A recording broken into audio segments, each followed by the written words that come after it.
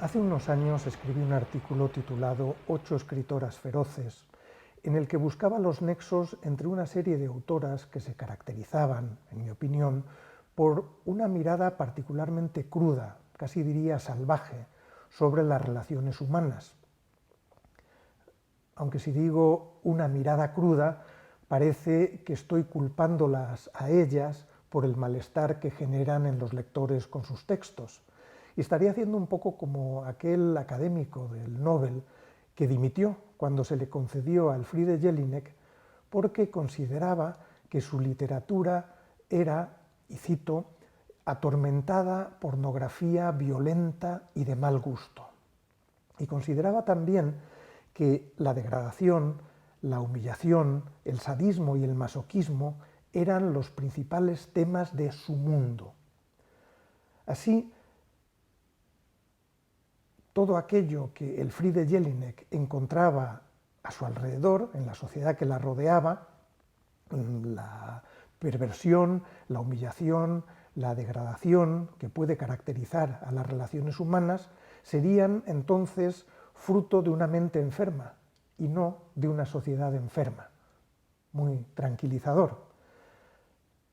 Pero mostrar lo abyecto no es necesariamente debido a una mente enferma, sino que puede ser una forma de rebelión, de sacar a la luz lo oculto, de hacer emerger lo reprimido. Por ejemplo, Jean Genet, frente a una sociedad que despreciaba a gente como él, un delincuente, un homosexual, se regodeaba en mostrar y mostrarse a través de sus textos, no defendiéndose de las acusaciones, sino todo lo contrario, escupiendo a la cara de esa sociedad que lo condenaba lo que él era, sí, un homosexual, sí, un montón de cosas que a muchos les parecían de mal gusto y perversas. Y no me parece casual que en los últimos años, con el auge o el reavivarse, diría yo, del movimiento feminista, muchas mujeres escritoras estén trabajando precisamente con lo abyecto, mostrando todo aquello que es tabú en la sociedad que las rodea y que afecta particularmente a las mujeres.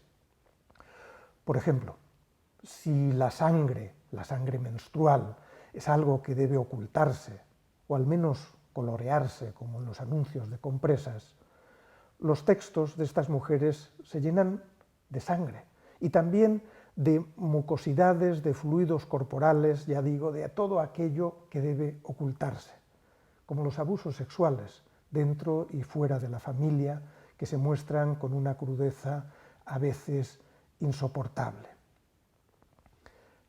La abyección en literatura, entonces, puede ser, como digo, no una enfermedad, sino una reivindicación del yo, que con frecuencia es una reivindicación de un yo colectivo. En Las voladoras, de Mónica Ojeda, este fabuloso libro de relatos, hay mucho de todo esto. La sangre surge no solo como resultado de una violencia, sino también como una fuente de placer. Me gusta la sangre, dice la protagonista de uno de los relatos. Tocaba mi sangre, olía mi sangre. Hay en la mayoría de estos relatos una búsqueda de lo extremo. A las protagonistas de otro relato les sorprende que la gente no comparta su curiosidad por el dolor. Buscan las dos hermanas de Slasher el grito que lo revienta todo. El grito se dice que es la explosión de las palabras, el grito de la madre, que tiene los brazos llenos de marcas y gime y se retuerce por las noches. ¿Bajar la voz? ¿Por qué tendría que hacerlo? Con esas palabras empieza este libro de relatos que nunca baja la voz y que en su búsqueda de lo extremo se acerca a la literatura de terror. Vuelan las cabezas, vuelan las brujas y hay muertos vivientes. Y todo ello narrado con un lenguaje que también se retuerce, un lenguaje novedoso que está continuamente generando imágenes. El sonido es la poesía de los objetos, dice otro personaje. Y las palabras que utiliza Mónica Ojeda, como digo, son novedosas en su manera de componerse, no hay una narración naturalista, literal, lógica. Hay una búsqueda de asociaciones que nos llevan mucho más allá, a algo más profundo y difícil de asir. Y Ojeda compone también sus tramas y sus personajes y las relaciones entre ellos como quien compone una sinfonía contemporánea, con todos sus ruidos, sus vibraciones, sus chirridos, porque sólo así es posible acercarse a las obsesiones, a los desequilibrios, al malestar de las protagonistas de estos relatos, casi todos son mujeres, que enfrentan su ferocidad a un entorno que las recorta y reprime.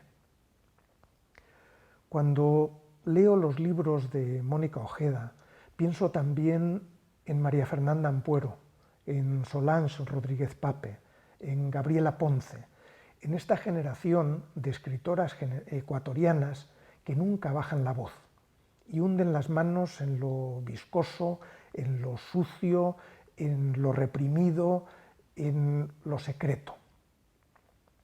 Mónica Ojeda llevaba ya tiempo haciéndolo, lo ha hecho en sus novelas Nefando y en Mandíbula, acercándose a eso, a lo secreto, a lo oculto, a lo reprimido, y para hacerlo está, diría yo, casi inventando una nueva tradición, a partir de otras, por supuesto, en este caso también las narraciones indígenas, pero generando una forma, para mi gusto, novedosa de escribir, abrazando aquello que en teoría debería rechazarse y creando, no solo ella, también las escritoras de las que he hablado hace un momento, esta forma de acercarse a una realidad que a menudo negamos. Y es muy interesante en este sentido contraponer la obra de Ojeda a la de Sara Mesa, una escritora que es mucho más contenida, casi diríamos fría. Ella se acerca a lo oscuro, pero no lo saca a la luz, se asoma, pero lo mantiene allí. Somos nosotros los que tenemos que imaginar lo que está sucediendo y con ello genera una tensión muy intensa entre la cotidianidad, cosas que aparentemente no tienen importancia, y lo inminente, lo que está a punto de suceder. Lo suyo, más que el exceso y las narraciones desbocadas, sin freno, es poner de manifiesto lo que no se puede comunicar.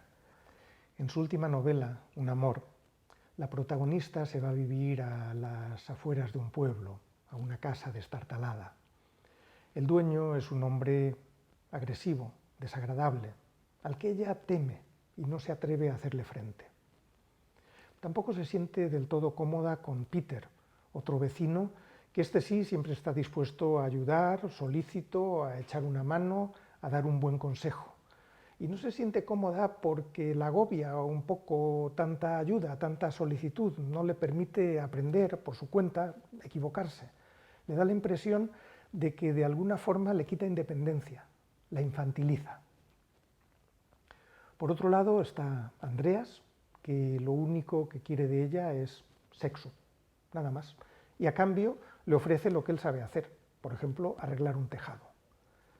Pero no la desea, a ella, no solo un cuerpo con el que satisfacerse.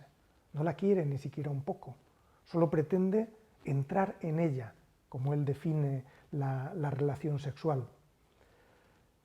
Nat se debate entre su necesidad de independencia y su necesidad de ser aceptada y ser querida. También entre esa independencia y su sensación de culpa e incluso de vergüenza cuando nota la mirada crítica de los demás habitantes del pueblo, si no se somete a sus expectativas, a sus ritos, a sus cordiales hipocresías. Sara Mesa lo que hace en esta novela es adentrarse en las contradicciones de Nat, en todos esos deseos que preferiría no confesarse, en sus miedos irracionales. como si intentase permitir a los demás justo aquello que ella no puede hacer, leer a los otros, porque continuamente intenta entenderlos, descifrarlos, también para averiguar si debe temerlos.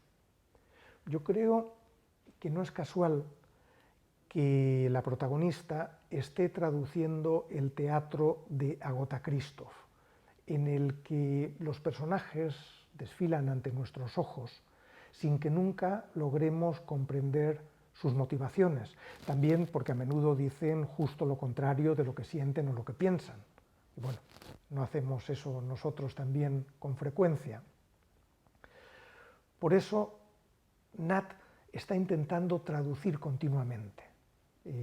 La anciana Roberta, que desvaría, lo expresa de la siguiente forma: todos vienen de lugares diferentes, dice ella, cada uno habla su propio idioma.